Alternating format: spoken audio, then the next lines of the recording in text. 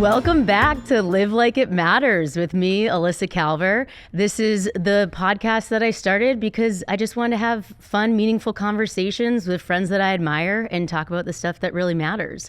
So on that note, I'm so excited to meet in person for the first time my new friend, Sidney Raz, or Sidney Raskind, Yes. correct? It feels formal. Yes. You know, we put your full name because we're doing an event together. So hello, thank you so much for having me. Thank you for really being cool. here. My full name is not Sidney Raz. That is my stage name or my internet name. Shay Carl, if you remember him, all the OG people will be like, oh my God, why are we talking about that guy? We were walking around New York one night and he goes, you need a better username like Sidney Raz. And I'm like, all right, guess that's me. That was a perfect Shay Carl impression. I know you don't know, but I'm just kidding. Yeah. And then my English God-given name is Sidney Raskind. So it always trips people up because it's like, wait, is it Raz? Is it Raz? Like, what is it? But and I said Raskind because I was watching another video where someone said that. Yeah, My instinct was Raskind, just so we're clear on that. Well, thank you. I forgive you. Thank you. Thank you.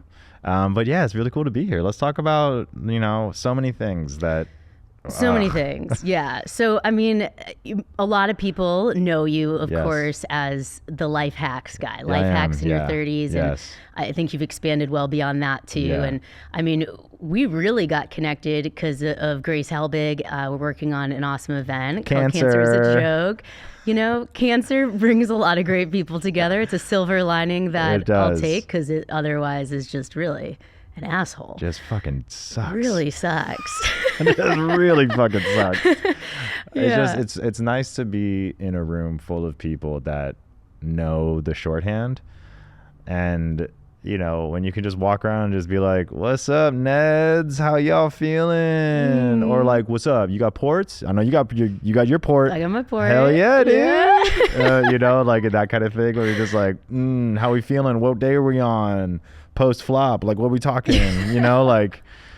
So it's like, oh yeah, we're day 4. It's like, fuck, that sucks. I'm sorry. Well, and totally, and there's all that aspect, but then what we were just kind of like starting to talk about, and in my head, I'm like, wait, let's pause. This is too good. This is too good. We gotta talk about more. Is like, there's a lot of other really shitty things in life. Yes, there are. And I love that you're so open about it, and the content that you make is so welcoming and inviting. That's kind of been like the whole vibe of how we got this is, and why we're doing this cancer comedy event is it's not about that like cancer itself is something to laugh at. It's that we get to laugh despite hard things. Sure. Yeah. And it's really within the cancer community that I've learned like how dark humor most people have and make them feel really comforted. Yeah. But then when you're outside of it, it's like you're not sure where you can go in it. Yeah, and you just sort of have to vibe it out. I think like any good room that you're playing to, or any new person that you meet, I think that playing to their limit is kind of hard to find. Mm-hmm. So when you're outside of the community, you're like, am I allowed to say that? Exactly, so then as entertainers or people inside the cancer community, we're always like, yeah, I know, I don't have a stomach, but that's not the weirdest part of my day, like that kind of thing. Exactly. And so I think that it just kind of gives people a relaxing feeling when we're just like, yeah, no, that sucks, right? Anyway, my dog died or whatever, right? Like, so it's like, okay, cool. So we're not talking about it, or we are, and it's fine. Exactly. Well, before we get into, the fun stuff like stomach Cancer, removal stomach and domestic remove. abuse and all those cool Man, things let's get into it.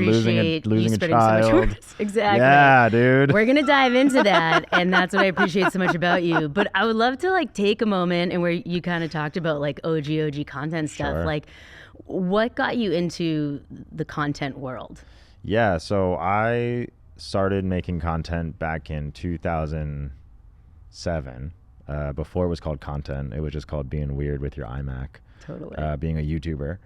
And, I just was coming out of high school, and I just thought to myself, like, I don't want to work an office job. I don't want to, go to the government like my mother had been for 30 plus years as a civil servant kind of thing.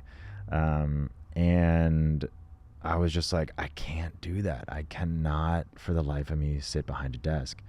And I'll never forget it. My mother goes, good luck, you know? And I was like, fine, fucking, I'll prove it. And I just, you know, started uploading videos on YouTube, found a community that I was really seeking. You know, recently I realized that I liked editing, and I thought like, oh, you know, I can kind of do that with my, you know, making videos. And then I just sort of decided that I was a YouTuber in 2007. And other people seem to decide that with you too, right? Yeah, a lot of people decided to do that. But a lot of, you know, obviously you compare up. So you always see these people that are successful, which is like, you know, you have What the Buck, you have Shay Carl, you have Charles Trippy, you have Philip DeFranco, you know, Charlie is so cool. Like, you have all of these people that are like Smosh, you know, whoever, Rhett and Link. I can just keep naming YouTubers that nobody. I'm not going to stop you. Yeah, so I can just keep going. I can keep going. But, you know, I saw all these people and I was like, wow, I want to do that. I want to be that.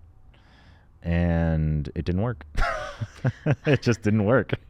So I went to community college. I transferred to Virginia Commonwealth University and failed out twice. No big deal.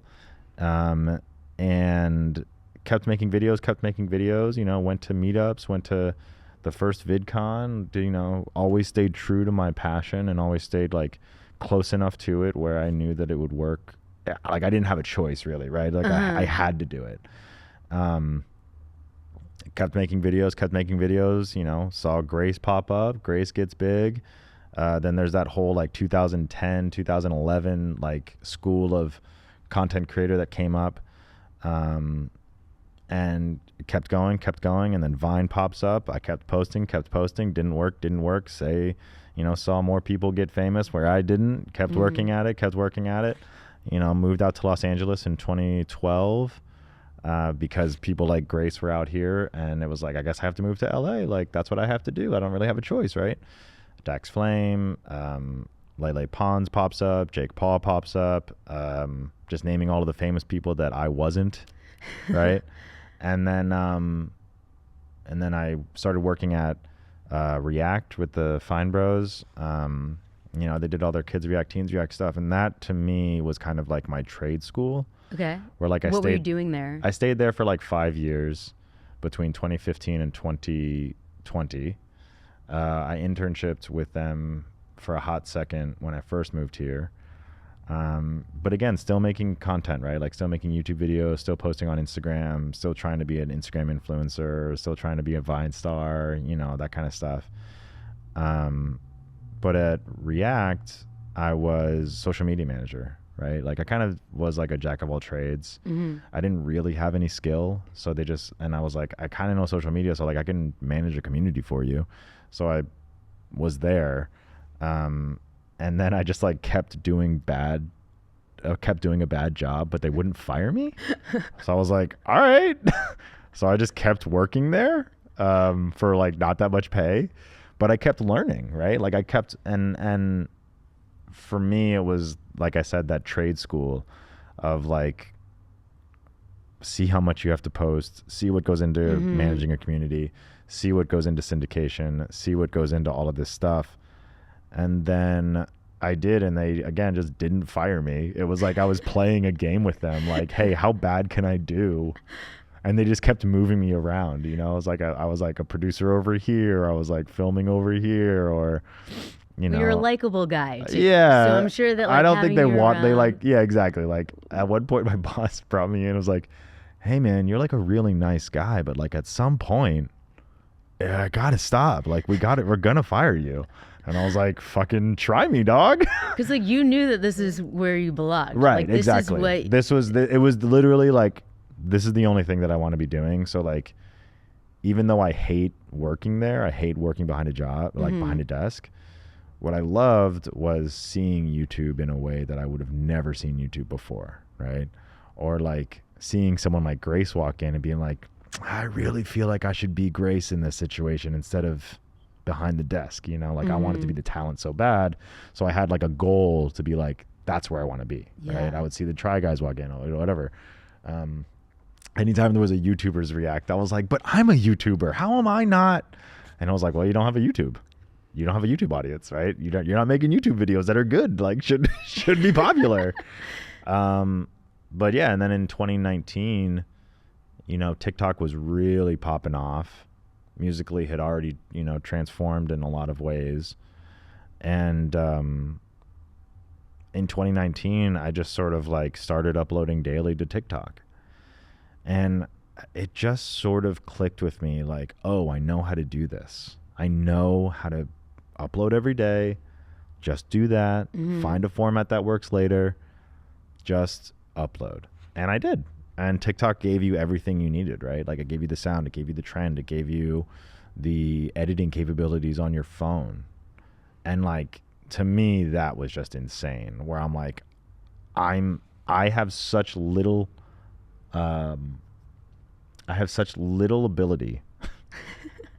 that finally, without knowing Premiere, without knowing iMovie in a really good way, without knowing how to add music and timelines and everything like that, I can finally just click upload in a way that is entertaining and low lift, that I can like actually make this happen. And that's what I did. And I uploaded for a year and a half daily, found something that worked with a larger audience, that connected with who I am and how I'm perceived by camera, you know. And, you know, while I was working at Fine Bros, I was still doing like live comedy, right? Like I was still performing sketch comedy, writing sketch comedy.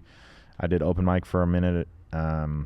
Okay, so has stand-up in that been a part of? So stand-up was like, it's a labor of love, and something that I truly do enjoy doing, like in a way that I never thought I would enjoy doing it, right? Like, because you get up on stage, it's just you.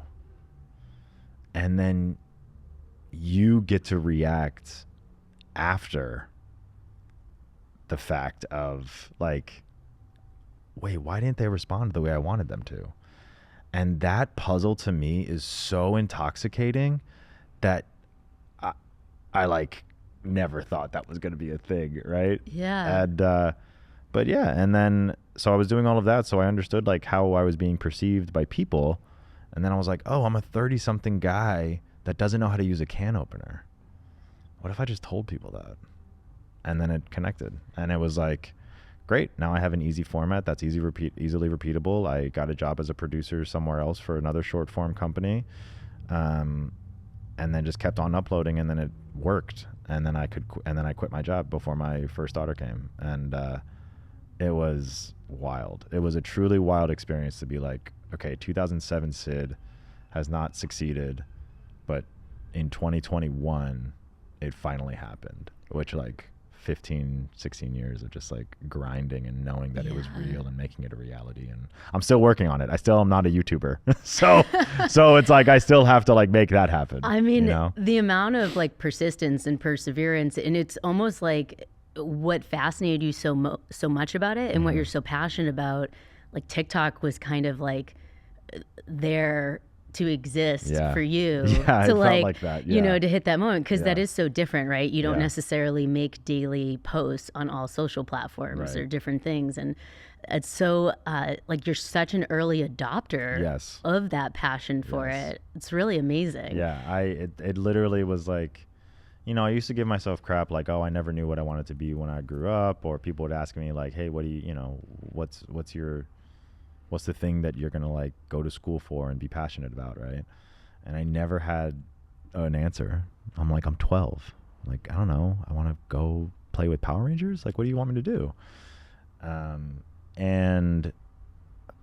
But you know, looking back, it's like, this is literally all I ever wanted to do, was like be in front of the camera, you know, just not work at a desk. And I think that it was really hard, but you know, I'm still working at it. Like, again, I don't have accolades on YouTube, and like, that's the thing I need, I guess. Like, I have to be a YouTuber. So, but yeah, TikTok was just there, like, to make the step possible, you know? I mean, I thank you for sharing all that. And I now want to have us take that little bit of a turn. You brought up like what we want to be when we grow up, right? Yeah. And then as we do grow up and we start facing a lot of things that make us think about our mortality, about just all sorts of Fucking psycho fucked things. up shit. Yeah, fucked up shit, dude. Which piece of fucked up shit you want to start with? My mom dying, I guess, would be the first one. Because that's the one that really started to fuck up my shit. That's the one that really was like... Really got you. Yeah, that's the one that was like the first big one where it was like, hey, fuck you. You want to try life out? Take this. Yes. Take some death. Yeah, I mean, my mom passed away in 2014. So I was 26 at the time, about to turn 27. And no, was I 27 about to turn... I don't know.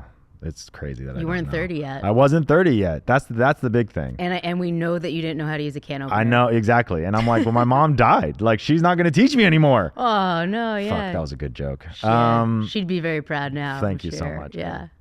My dad, if I say, hey, Dad, thanks so much. Yes, yes. But yeah, I mean, so in 2014, my mom passed away from lobular breast cancer. And that was the one that was really like, fuck cancer first, right? Like, that was the one where you're like, oh, so chemo, you know, like, when she passed away, I was like, what the fuck is the point of this treatment? What the fuck is the point of, you know, people going through this? And not until I had to go through it was like, oh, no, there is a very big point, which is like, fuck you, cancer. From a personal level that you just can't really explain from an outside perspective. So that was the first one. And then my, I always put it this way, but it's like, it is not the same, but it is the same. So my mom dies, and then my dog dies, and then my dad dies, and then my stepdad dies, and then that was all before 30. Right? Wow. So I lost 3 parents and a dog before I was 30. Were you close with your stepdad? Yeah, I mean, I think that he was the one that was there after my mom left my dad. You know, he was the one that was there from like, I want to say like 10 until he passed away, right? So, you know, better part of my life, most of my life. So when he passed away, also he had like some sort of like back cancer blank, cancer this, cancer. So when he passed away, it was like, Jesus, like I was already 2 parent deaths in at that point. So I'm and like, complicated. Yeah, I'm sure, I would imagine. And when my dad died, it was like he got cremated and was like sent to me in a box, and then he was in the shed for a little bit behind my brother's house, and you know, then we just like surrendered his ashes to a boat and they put him in the ocean. I saw your post recently about awareness for domestic abuse and how you hope your dad stays cremated. Yeah, I really fucking hope he stays cremated.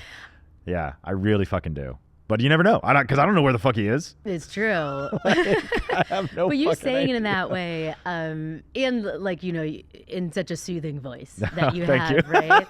You know, like that's something that I can't relate to in my life. But like the way you said that made that one like phrase made me feel very connected. Of like, oh, thank you.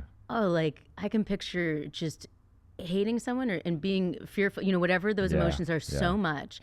That like even picturing them into literal dust, like I'm envisioning like that dust in a movie like coming together would be like a worse nightmare. Exactly. Right? And so it like brought some level of connection, I felt. Yeah, and you know, even with all the hate that I have for him, I still, one of my biggest regrets in life is not keeping some of his ashes just somewhere where I like can, you know, have that familial connection, because I don't have any of that, right? Like I mean I have like memorabilia, but I don't have any like remains or like somewhere I can go to just be like, fucking hey dad, you know, fuck, you know. But yeah, I think that is true, right? Like it's a very complicated relationship. But you know, again, that was like the start of it. Was all that, and then I met my wife, which was sick. That was awesome. Awesome. Yeah, Shout pretty out to dope. your wife. Shout out my wife. What's her What up? name? Kelsey. She's awesome. Awesome. But it was one of those things where when she came in, I was like 2 years deep of after losing my mom. So she was actually there either right after my dad died or right before, and then she had met my stepdad, and you know, then he passed away, and then her dad died in 2020, and by that point I just feel like a fucking like doula or like some sort of like Sherpa that's like guiding these people through death, where I'm like, great, this is easy. You know, he died from bile duct cancer. Oh yeah. What is with all this cancer? Yeah, lots of cancer in my life. So like all that. And then so that was really, really hard on her family. Like that was like still is like really hard on them. But then everything seemed okay, you know. Kelsey and I got a house and got married. That was pretty sick. Before my father-in-law passed away, he passed away like 6 months after we got married, which was really a blessing. But then we had our daughter, we had a house, and everything was cool. We started a home renovation, which was gnarly. Moved, came back, and when we came back, we found out that pregnancy that we were expecting, 24-week gestational age, wasn't going to make it, and we had to say goodbye to my daughter Delphina, and that was really the start of the worst year of my life, which was this past year, dog. And that happened this past year? 2024. Yeah. 2024 to 2025 was the... And then how long after that was your diagnosis? My diagnosis coincided with the loss of my daughter. Because life is just... Because life really fucked me really up. Unfair. Yeah. That is so unfair. Yeah. So I guess that, you know... That and then it culminated with me getting my stomach removed because I had cancer in there, and now I get to perform comedy with you guys. Yeah. Well, what I find thank you for sharing all this, and we're gonna keep digging in here. I always go off on tangents, and I apologize. No, I actually think this is great because, you know, this is our first time getting to like really talk in person, and having a lay of the land is helpful. And I always find so interesting, because I feel this in my own life, is as we talk through tragedy, grief, these things that happen, it's so interesting that the tail end of probably the thing that you brushed off was the biggest thing to happen to an individual person, right? Yeah. I mean, you know, up there, I don't know what it's like to have your stomach removed. I have the questions. I don't know what it's like to have a port. Yeah, there you go. So like I have questions about that, right? So, like that's crazy to me. Like ports look like they fucking suck. I mean, we can definitely compare notes. Removing a stomach sounds like it sucks too. And I have questions that normally I would be afraid to ask. Sure. And I always encourage this, that like, you know, when you have these things and like we're here so openly talking about grief and all these things, like, everyone's different, but I found more often than not, it's like we don't want people to be afraid to ask us about it. Like you want to be able to talk about your daughter. 100%. You want to be able to talk about your mom, like 100%. In our cancer, right? So let's go into a little bit on that cancer piece, which is like how you said, it's kind of like the smallest thing, right? Yeah. I mean, I just told you recently had yesterday. Yeah, your brother. My brother's 10-year anniversary of his passing, and it was really abrupt from an accidental drug overdose, and it's still the hardest thing that I deal with. Yeah. You know, and people might think that stage 4 cancer is that thing, and for some people it might be. It's just I've never experienced that level of grief. Which kind of cancer? Which kind of cancer do you have? Oh yeah, so my cancer, I was diagnosed 4 years ago with stage 4 breast cancer. Hell fucking yeah. Yeah, and so it's referred to as metastatic breast cancer, and I always say stage 4 metastatic because I didn't know what metastatic meant before having it. Metastatic, and it's super annoying when you're in the doctor's office and they're like, you have stage 4 metastatic breast cancer.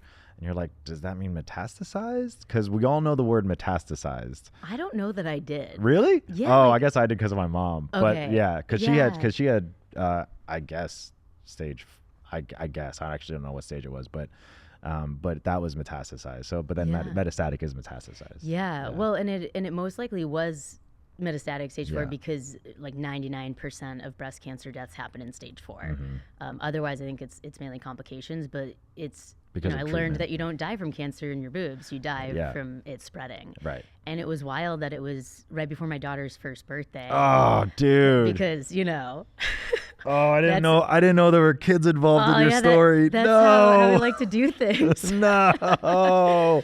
What a reveal, audience. Oh, yeah, I know, right? It was just a few days before her first birthday that I found out I had breast cancer. I didn't know it was stage 4 yet. And that's what prompted this whole We Got This as a gift registry for cancer patients, because everyone's asking to help, which is so amazing that you have support. But I'm like, no one was like nagging me about what baby bottles I wanted. Yeah. Like we had gift registries for babies and weddings. And so that's why I kind of made this life mission of creating a gift registry for going through cancer. Oh my gosh. And it was right before her first birthday that I found out that I had it. And, she's not even one, turning 1. Exactly. And she's 5 now. Nary and so, a thought in that brain. No. Yeah. And we worry so much about, is she going to be scared when Did you have to? lose you my had to hair? stop breastfeeding her too. Was she already So done? luckily I wasn't still breastfeeding. Okay. I had a really hard time breastfeeding, which makes sense now. Yeah, now it makes sense. Yeah. Like nipple inversion and things. Yeah, sure. That I never really knew about. That you're like, Sure. oh, in hindsight, that was probably all the cancer in my body and in my breast. But I definitely would have thought that it was just a clogged milk duct. Yeah, sure. Because that's what it felt like. Yeah. But I knew that it wasn't, because I had already been months out from not breastfeeding anymore. And luckily my husband copped a feel because I had a breast exam 2 months before. And I was 34 at the time. I'm 38 now. And I had never had a mammogram or anything because I don't have a family history of breast cancer. I don't have a genetic mutation like BRCA or any of those. Oh, wow. I just have She just fucking got bad cancer. luck. Yeah, wow, that sucks. It does. And that's what I say. The whole thing is like, cancer sucks. Together we got this. 100%. And that's what I always said when my brother passed, talking through or explain that if I ever bring up like, oh, I lost my brother, and someone's like, oh my God, I'm so sorry. I'm like, oh, it's okay. And then you move on because you don't want other people to feel uncomfortable. Yeah, right. And that was just kind of what I would always say is like, it just sucks. Like you don't learn better how to help other people through grief, because I think everyone's different with how they want to be comforted and helped. And so I felt like my most authentic reaction was like, that really sucks. Yeah. That's exactly what I tell people now. Like I had a guy that I used to work with at FBE actually recently lose his brother, and like 3 days ago or something. And he makes the posts, he does all the things, and I did not say I'm sorry. I just said that fucking sucks, dude. That fucking sucks, and it's just not. I literally say it's just not going to get better. It's just not going to get better, and then it gets better. It doesn't get better. It just gets longer in between intense grief and like realization. And I always get a really good response from that, because it does not diminish. It does not push off. It's just like, buckle the fuck up, dude. And that's exactly it. It's just like, cancer fucking sucks. Having a kid and having to deal with that I do not recommend. No, definitely. My negative out of negative. I do not recommend. But yeah, it's just terrible. But anyway, so you got the mammograms, and then you found out. Yeah, and then found out. And so what's funny that you brought up ports is because that was the scariest part of my cancer experience so far. Yeah, because you're not asleep, right? Or you are twilight anesthesia? Yeah, sometimes I guess you can be asleep. I wish I had that doctor at the time, but that wasn't the case for this. Is it local? It's just like localized anesthesia? anesthesia? And I remember during it, I could like hear them talking, and I'm like, is everything going okay? And they're like, dude, to like the anesthesia, they're like, you can't give her more drugs? And then I'm like, okay. I mean, I don't even look when they, like when I would normally get blood drawn. Yeah, and sure, I did for every... some. Where do you go? I'm at UCLA now. Oh, okay. Where do you go? I was at City of Hope. Wow, that's the funniest thing That was one of the funniest exchanges I think I've ever had. Yeah. Oh, where do you go? Where do you, especially because I'm That's kind of like- wearing like a Letterman jacket. Like it's like high school. Like, Well, so yeah, where it's do you also go? yeah, it's like, oh my God, like where do you go?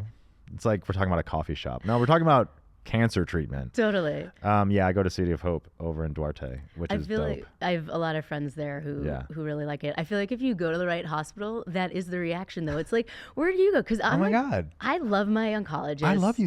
Yeah. And of course, like medical stuff Sure. and insurance has lots of Yeah. horrible drawbacks. But like my actual care team and like chemo nurses are just like angels sent to earth. I think like these people just.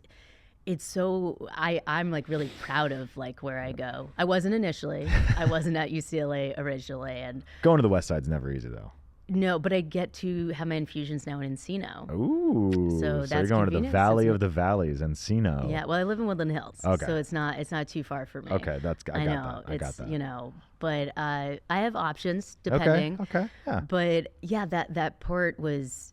And I don't think that they measured it properly. So that's the sense. So like, I don't know if this grosses people out, but like if I'm lying in a weird way, my port kind of protrudes, the actual port's right here, Yeah. right? But then the like catheter that goes up into your jugular down to your heart, which Yep. is horrifying. Yeah. It protrudes a little bit. And Yeah. so they were How long have explaining you had to it me, in? I've had it now for 4 years. That's such a you part know, of and your forever to routine. go. Yeah. Yeah. But That's- I'm grateful for it. Like, Yeah. highly recommend ports. 100%. I actually had an experience. I had my infusion last week. Yeah. Still do infusions every 3 weeks. And the woman across from me was so sweet. And I never record talking while at infusions. And I wanted to record something about cancer's a joke while getting my infusion. I did like this video. It was Thank a you. very good video. Thank you. But But for the listeners that aren't, for the listeners who didn't see for the it, listeners. I was there, and I usually, if I record anything at chemo, I record it and then I do voiceover after because I'm so awkward about it. And I was like in the corner and I was like, okay, I'm going to try to do it. And so I did. And then this woman comes and sees me and she's like, oh, and I'm like, no. Like, Yeah. because I knew I was in the nice bright corner. Like, I didn't want her to not pick the seat across from me because I'm like this awkward person creating content. I love You that you're know. in the well-lit corner and you're like, this is perfect for content. Yeah, it also like makes me happier Yeah, of too. course, Yeah, yeah. and I've never thought about content in that way, which Yeah. I won't go off on a tangent on now, but it's so interesting hearing your experience with content and me never even using that term or even just like you said, it used to not be called content. Like I Yeah. never thought much about Being a creator. video Yeah. until like the first time I thought about it was when my brother died Yep. because I didn't have the one thing I was like, budget's done. Yep. And I didn't have a videographer at our wedding. It's my biggest regret in life. And my brother surprised me and decided to say something and I wish that I had it recorded. Yeah. But that's when I thought about content. Then when I owned a gym because, for marketing. Yeah, sure, of But I course. never thought about it personally Right. until having cancer because I realized that was really the way that we can make an impact. And that was how it kind of evolved for me. And I really do enjoy doing it. And Yeah. like you said, I enjoy editing and Yeah. like I really have fun a puzzle. with it. And Yeah. so it's been an amazing release. But she sits down and she's so nice and kind and she's there with her granddaughter and she's an older woman. Her granddaughter's probably, around our age. Yeah. And she didn't have a port and I didn't ask why, but we were like communicating and talking. And I told her about we got this and about cancer's a Yeah. joke and why I was Yeah. recording. And they had such a hard time getting her vein and it wasn't the first time. Yeah. Like, this was a thing. And Yeah. all the nurses came over to help and she was so sweet. They were so sweet to her and it like broke my heart seeing that. And so it does make me really grateful that I have a port because Yeah. it is a direct line. But getting it put in and having it still Yeah. is like the biggest mind fuck. Yeah. Well, because you're still, and that's still, infusions is still chemo. Like it's not Yeah, not yeah. immunotherapy. It's not anything like that. It's right? like right now I am getting to go back on and it's hard to I don't even know how to fully explain it. Yeah. It's drugs called Herceptin and Perjeta, which Okay. are targeted therapies. Right. Like immunotherapy, a little bit different. Not technically a chemotherapy because it's so targeted. That's why I have hair and Right. things. Right. But I've been on a form of chemotherapy over the course of the past 4 years. Yeah. And I still call it chemo because I can't even explain it. So how are people supposed to understand it? Yeah, exactly. Same idea. It's just some of the side effects that people stereotypically think of aren't as severe because it's not as toxic. It's not just like blasting everywhere. It's like going in. So do you still have any side effects? Yeah, and it's funny because as I was switching treatment recently, I just switched back to try this. I was on just these two as maintenance after my original like intense chemo. Yeah. And I know people have been on this regimen for 10 plus years. Yeah, wow. And it really is like miracle drugs. And you're still stage 4? I'm still stage 4. So you're always stage 4 once you're stage 4. Oh, no shit. Really? Yeah, for breast cancer. Oh, I didn't know I don't know if that's the case for all cancers, but with breast cancer, it's like once it's spread beyond your breast, you're always considered stage 4. And because it's not curable, it's only treatable at this point, you pretty much always have to be in treatment. There's some unique cases where they can try going off of it, but I mean, I think the longest person living with it is like 24 years, which is still amazing because a lot of the drugs I'm on didn't exist then.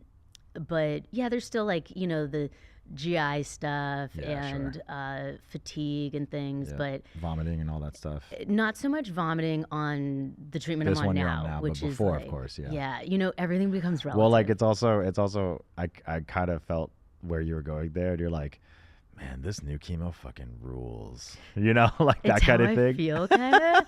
And then like, I mean, this to me is like, if this will continue working, and I'm getting scanned every like 10 weeks because like we're not sure. Yeah. Because the last time I was on just this, I ended up with a couple brain tumors. Oh, cool. Yeah. So like, that's fucking tight. There was that. Oh, nice. But did you have brain surgery? No. What? Which is wild. Did they just go away? Not on their own. The worst chemo I've ever been on. Got rid of the brain tumors, but like saved my life. Yeah. And then I've been on an oral chemo, like a pill. That since then, that has kept it away. Wow. So they're like, let's let you try going back to what didn't work fully, but now I also take the oral medicine that breaks the blood-brain barrier. All these things, right? Oh, God.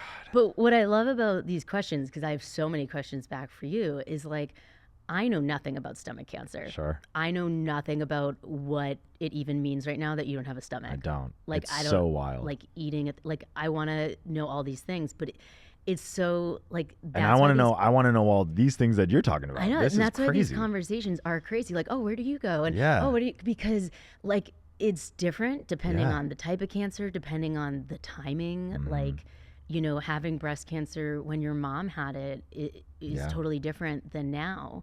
And what protocol, like surgeries and things, I'm like, so we remove my breast, right? Yeah. And they're like, actually, no. Oh, wow. Yeah, that's not. No shit. You potentially, like, say I did have a genetic mutation. There's certain things. Oh, God. We're just so unique and like a fingerprint even within it. I mean, that's why I think when you have kids, you really learn this too. But like, the term "everybody's different" really just means like every single body is different. I know. Right? And that's why it's like that's why you're waiting in line at the hospital. That's why, you know, the methods that you think should be working because it worked for that one guy that you heard about over there just doesn't work for you.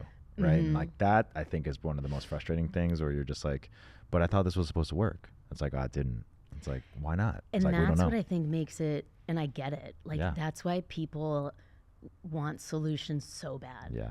And why it's so much harder to lose someone to cancer, I think, than understanding cancer when you have it yourself. Yep. Because you're like, why didn't this work? Why did this take the person that I love from me? And now having it, and I don't know if you agree with this, but like, I get it. Because what works for me doesn't work for other people or vice versa. And we don't know why. Yeah. But that's why there's not, I think, ever going to be one cure. Right. But we have come so much further than I think people realize. Yeah, I mean, and with my cancer, it is based on genetic inheritance. Okay. When I'm going to go ahead and just blame your dad. Yeah, thank you. Perfect. It's actually my mom's fault. Sorry. No, love your mom. I know. Yeah. It's actually my mom's fault. No. Fucking thanks a lot, Mom. No. She didn't deserve it. She didn't deserve it either. But also, what's crazy is that at least I think it was my mom. I mean, she had the cancer that is caused by this gene deletion. So probably she had lobular breast cancer, which lobular breast cancer is because of ctNNA1, which was only just connected to the bigger one like 5 years ago. Do you know? I didn't know any of that. Yeah, it's like insane. I didn't. Yeah. So basically, so if we think about this in niche, Okay. in content, in marketing, right? You got cancer. That's the big one. Already a great niche to be in. So many people like. People understand the word People cancer. love watching content about cancer. Then you have stomach cancer, which is the one I had. Okay. People know what stomachs are. People So, know what that's a stomachs are. plus. Big plus. People got, okay, the two words there are stomach and cancer. Easy peasy, right?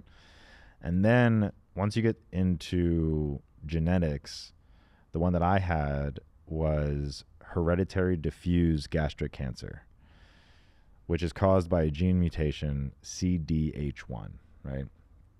And that was discovered like 20 or so years ago in New Zealand because a whole family of Maori people were just like dying and they just like could not figure out what happened. So a guy, really cool New Zealand guy named Perry, who's, you know, leader in this field, CDH1, discovered CDH1 mutation, you know, and has been helping people with this ever since. And then about 5 years ago or so, they connected another protein, mine, ctNNA1, with the same risk, if not a little bit less, to hereditary diffuse gastric cancer. You know, so cancer, stomach cancer, hereditary diffuse gastric cancer, CDH1, ctNNA1. It basically is like, so that's like niche, niche down. You sound like you've interviewed Bill Nye recently. I have, actually. Thank you I'm so like, much for... That was really well done. Thank you. I did. You know, it's funny. And he has a video from like 20 or something years ago where he was talking about how you can eat grapes upside down because of how your GI tract works and your esophagus and everything. And I didn't get to do it, but I wanted to say, hey, Bill, what if you don't have a stomach? Does it still work? I couldn't ask him that because we were like, you know, trying to stay on time and everything. But Sure. But yeah, so that's what my stomach cancer is and was and will be probably for my kids, and which is really hard. But And the treatment is to remove it, right? Was Yeah. there any other like treatment? So chemo or medicine? since I was an early stage T1A, which, so with stomach cancer, there's the tumor kind that's like localized in a lot of ways. That is kind of like, I want to say easier to treat because you still like have to remove. locate it? Yeah, it's like a single mass rather than a hidden web of cancer. Yes, it's Right. been described to me for like for certain brain cancers like DIPG. It's like sand. Yeah, So exactly. it's like you can't remove every little piece Exactly. of sand. That's exactly it. And since you can remove a stomach, which is fucking crazy, that you don't know about until you find that out. Yeah. Right? They just do that, which is like, so T1A, which is the earliest stage possible of a lesion being found and a mass being found. But since it's diffuse, they don't know how many are in there, right? So, and I actually ran the risk of opening me up and the cancer being everywhere, where they would just close me back up with the cancer in my body, which was crazy. So going into surgery, I still you was knew like, that was a who possibility. knows? Right, exactly. And luckily that wasn't the case. That wasn't the case, yeah. So when they took out my stomach, they dissected, they looked for more foci, and they found 16 other foci, which were like ready to go. And they just stopped looking after that because they were like, all right, yeah, proven, you know. No lymphatic spread, which again, feel very blessed about. But yeah, so that's what my stomach cancer is and was and will be probably for my kids, which is crazy. And how I found it was because of my daughter, which was crazy. How so? So when I lost my second daughter, Delphina, we sent out some of her DNA to figure out what had happened. And there was no reason to explain not growing a brain, just like total blip. The condition is called holoprosencephaly. It is hard to spell for captions. Sorry, guys. And so because she wasn't growing a brain, she wasn't going to survive if she was actually going to make it to term. So we had to make the decision to terminate and deliver, and we held her before we had to surrender her body and stuff. But we cremated her here in Los Angeles at the same cemetery that Leonard Nimoy's at, actually, which was pretty cool, for free. So thanks a lot for that. Appreciate it. But then when we sent out some of her DNA, we got the full panel done, and it came back with a genetic marker, ctNNA1, gene deletion. And then you got tested? And then my wife and I got tested. My wife came back clean, show off. And well, I didn't. So then red flag went up, red flag went up, red flag went up. And went in for the upper endoscopy in March of 2025. And, you know, the surgeon was awesome. Such a good guy. Dr. Greg Edos. And he was like, yeah, it looks good in there, man. Like, you seem okay. Like, we'll do the biopsies. We'll check it out. But no, it seemed okay in there. I was like, oh, fucking hell yeah. Mm-hmm. And then a week later, he goes like, hey, man, sorry to tell you got cancer. And my wife and I already knew. So we lost our daughter in September of 2024. And we had been like dealing with the possibility of me losing my stomach until March of 2025. Mm. And then when we finally got that news, we were like, holy shit, I'm going to have to get my stomach removed. And it's my favorite stomach. Like, what do you do without a stomach? And it's your favorite stomach. Thank you. We're like so deep in thought. Yeah, thank you. Thank you. That was really good. I let that one breathe, though. You know, I was like, she's going to... If it doesn't land right now, I don't want to say something wrong. I don't want to sound stupid. One thing I'm just thinking that to me sounds like a really nice thought, but who knows? Because sometimes you think something sounds nice and it's actually insensitive. Yeah. But like, do you ever think of it in a way like Delphina saved your life? Oh, 100%. Yeah. That for me was one of those things where I was like, I can't.